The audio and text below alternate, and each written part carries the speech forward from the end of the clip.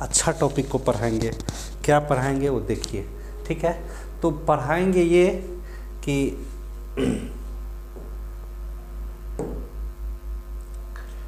देखिए पढ़ाएंगे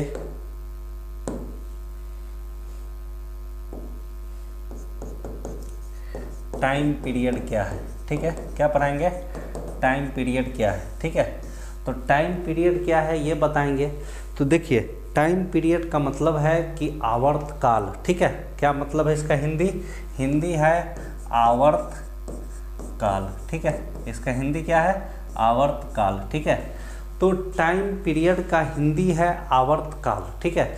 तो आवर्त काल किसको कहते हैं? तो जैसा कि आप जानते हैं कि हम जो पढ़ा रहे हैं वो कौन सा चैप्टर पढ़ा रहे हैं? ओसिलेशन पढ़ा रहे हैं, जिसका हिंदी होता है दोलन। और पिछली क्लास में आपको ऑलरेडी हम बता चुके हैं दोलन क्या है, कंपन क्या है। जैसे मोबाइल जो है वो वाइब्रेट करता है, वाइब्रेशन, जिसको कंपन आप कहते हैं। तो वाइब्रेशन कैसे आता है वो पिछली क्लास में हम डिस्कस कर चुके हैं कि यह वाइब्रेशन हो या ओसिलेशन हो, दोनों फ्रीक्वेंसी पर डिपेंडेंट होता है। तो आप देख रहे थे कि ओसिलेशन का बहुत सारा जो है वो क्या है? कंपोनेंट है, जिसमें से एगो कंपोनेंट कौन सा है? तो एगो कंपोनेंट जो है वो टाइम पीरियड भी है। एगो कंपोनेंट क्या है? टाइम पीरियड भी है। तो टाइम पीरियड क्या होता है ये हम क्लियरली रूप से आपको समझा देते हैं। तो देखिए टाइम पीरियड का मतलब ओबवियस सी बात है कि टाइम से रिलेटेड है, ठीक है। तो मान लीजिए सूर्य के चारों ओर पृथ्वी घूम रहा है, घूर्णन कर रहा है। तो यहाँ से चला और फिर यहाँ, या जो मेला में जाते हैं आप झुलुआ झूलते हैं, तो जहाँ से चला और फिर वो झुलुआ वहाँ तक आता है, फिर जहाँ से चला वो फिर वहाँ तक आता है, ठीक है। या आप देख, तो इसका मतलब है कि एक बार जो साइकिल है वो कंप्लीट करने में जितना भी समय लगे, सबका आवर्तकाल अलग अलग होता है। जैसे सूर्य के चारों ओर पृथ्वी की बात करेंगे तो एक साइकिल कंप्लीट करने में कितना? 24 घंटा का समय लेता है, ठीक है। एक साइकिल को कंप्लीट करने के लिए कितना समय लेता है? 24 घंटा का समय लेता है, ठीक है। तो ये 24 घंटा का समय लेता है, तो इसका मतलब इसका आवर्तकाल कितना हो जाएगा? 24 घंटा हो जाएगा। जैसे मान लीजिए कि ओसिलेशन कर रहा है, तो ये नाव वाला झूला आप देखे होंगे, तो यहाँ मीन पोजीशन ऐसे स्थिर रहती है, इसको आगे करेंगे तो ऐसे जाएगा, यानी इसको नाव वाला ये झूला है तो ये स्थिर है खड़ा, लेकिन बल लगाएंगे तो एक बार इधर फिर इधर, ठीक है, इधर और इधर। तो यहाँ से मान लीजिए हम लेते हैं, तो यहाँ से यहाँ आकर फिर यहाँ जो आएगा तो ये क्या हो जाएगा? एक ओसिलेशन हो जाएगा।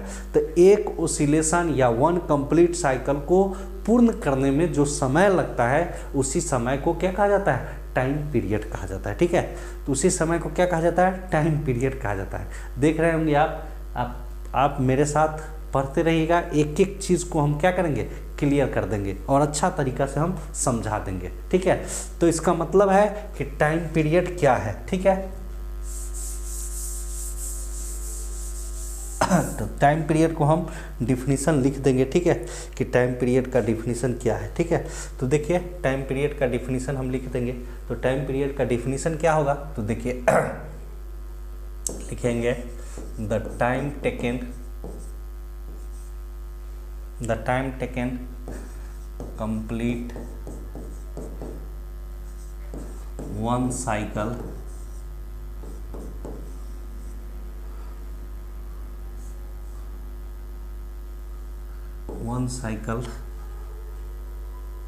by wave comma it's called time period।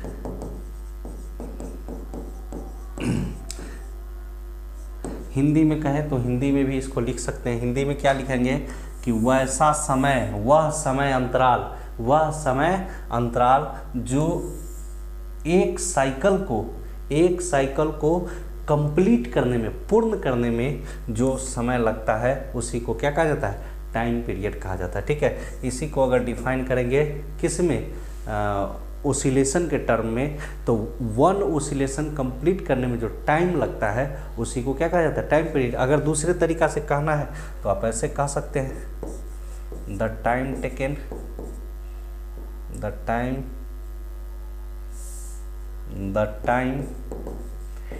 Taken complete one oscillation complete one oscillation comma is called time period, is called time period. ठीक है, यानी आप हिंदी में इसी को दूसरे तरीका से क्या कह सकते हैं कि एक दोलन को कंप्लीट या पूर्ण करने में जो भी समय लगता है उस समय को क्या कहा जाता है, टाइम पीरियड, यानी आवर्तकाल कहा जाता है। ठीक है, तो देखिए आवर्तकाल कहा जाता है, तो देखिए आवर्तकाल कहा जाता है। अब देखिए टाइम पीरियड यानी it is denoted by T. इसे किस चीज़ से डिनोट किया जाता है, टी से, यानी टाइम पीरियड को किस चीज़ से, टी से डिनोट किया जाता है। ठीक है, तो टाइम पीरियड को टी से डिनोट किया जाता है, टी इक्वल टू 1/न्यू हो जाता है। क्या होता है, 1/न्यू। तो न्यू क्या है, तो फ्रीक्वेंसी है। न्यू क्या है, फ्रीक्वेंसी है। वो टी इक्वल टू 1/न्यू, न्यू क्या है, फ्रीक्वेंसी है। याद रखिएगा where nu equal to frequency, nu equal to क्या है, फ्रीक्वेंसी। न्यू क्या है, फ्रीक्वेंसी है, यानी आवृत्ति है। याद रखिएगा ये भी नहीं है, यानी न्यू कैसे लिखते हैं, थोड़ा सा भी में पैरालाइसिस जो हमारा रहता है उसको न्यू कहा जाता है। ठीक है, तो देखिए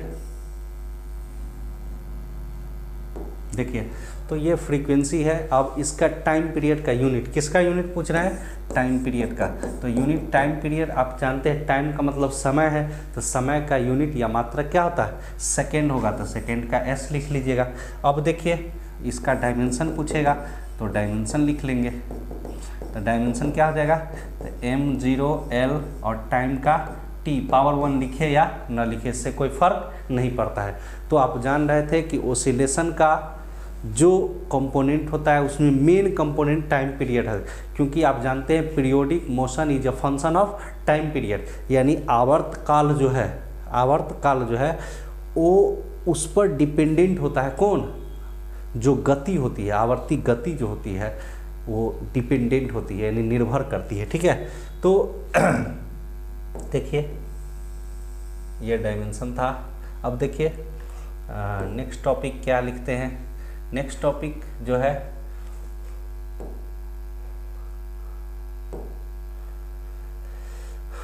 देखिए नेक्स्ट टॉपिक जो है वो, अगर टाइम पीरियड लिए हैं तो आपको पता है कि टाइम पीरियड इक्वल टू 1/न्यू है, यानी फ्रीक्वेंसी है। ठीक है, तो एक अलग टॉपिक एम्पलीट्यूड ले लेते हैं। क्या ले लेते हैं, एम्पलीट्यूड। एम्पलीट्यूड को पहले समझा भी देते हैं कि एम्पलीट्यूड होता क्या है। ठीक है, तो देखिए एम्पलीट्यूड को समझाने के लिए, तो देखिए एम्पलीट्यूड होता क्या है, तो एम्पलीट्यूड ये आप जानते हैं टाइम पीरियड होता है, और ये क्या होता है, डिस्प्लेसमेंट होता है। ये क्या होता है, डिस्प्लेसमेंट। ये टाइम पीरियड होता है, ये डिस्प्लेसमेंट होता है। जैसा कि ग्राफ में पीछे भी पढ़े होंगे, 9th 10th में भी ग्राफ दिया रहता है, तो ये जो होता है वो टाइम में डिपेंडेंट होता है। आप कह सकते हैं तो यहाँ क्या होता है, जीरो होता है, जिसको ओरिजिन कहा जाता है, मूल बिंदु कहा जाता है। ये टाइम का मतलब है कि ये जिसका ये जो मान है, ये मान जो है वो टाइम पर डिपेंडेंट है। तो आप देख रहे हैं कि प्रत्येक जगह यहाँ बहुत सारे पॉइंट है, तो बहुत सारे जो पॉइंट है, इस पॉइंट का देखिए अलग अलग मान अलग अलग है। देख रहे हैं अलग अलग मान है, तो सबसे जो मैक्सिमम होगा वो यही होगा, इससे बड़ा यहाँ लाइन नहीं खींचा जा सकता। यानी एम्पलीट्यूड भी एक प्रकार का डिस्टेंस है, तो कह सकते हैं कि जो मैक्सिमम डिस्टेंस या मैक्सिमम जो डिस्प्लेसमेंट होगा, इसी को क्या कहा जाता है, एम्पलीट्यूड कहा जाता है। क्या कहा जाता है, एम्पलीट्यूड कहा जाता है। ठीक है, और यहाँ का ये होगा, यानी ये भी क्या हो गया, एम्पलीट्यूड कहा जाएगा। ठीक है, तो जो मैक्सिमम यहाँ नीचे वाले के लिए ये यहाँ से हो जाएगी, बीच में जो होगी वो एम्पलीट्यूड हो जाएगा। ठीक है, तो एम्पलीट्यूड का हिंदी क्या होता है, तो हिंदी आयाम होता है। क्या होता है, आयाम। और आयाम का यूज काफ़ी होता है, क्योंकि ओसिलेशन का जो इक्वेशन या समीकरण लिखे जाते हैं उसमें आयाम का अत्यधिक महत्वपूर्ण योगदान है। ठीक है, तो देखिए एम्पलीट्यूड क्या है, तो देख लीजिए एम्पलीट्यूड है क्या, तो एम्पलीट्यूड है क्या देख लीजिए। तो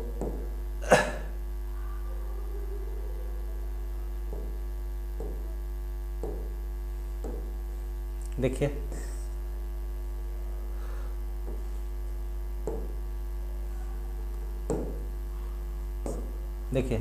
एम्पलीट्यूड क्या है सो देख लीजिए। एम्पलीट्यूड का मतलब आयाम होता है, ठीक है।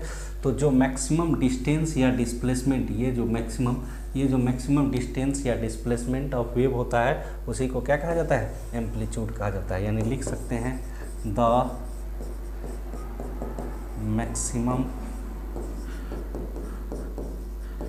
डिस्टेंस और डिस्प्लेसमेंट, द मैक्सिमम डिस्टेंस और displacement of wave comma is called amplitude. आप इसको चाहे तो उतार भी सकते हैं, ठीक है। तो ये जो मैक्सिमम दूरी आ रहा है, यानी हिंदी में कहें तो आप लिख सकते हैं, हिंदी में हम बोल देते हैं, आप चाहे तो हिंदी में आप लिख सकते हैं। कॉपी कलम साथ में जब पढ़ते हैं तो कॉपी कलम सब कुछ साथ में रखा कीजिए, ठीक है।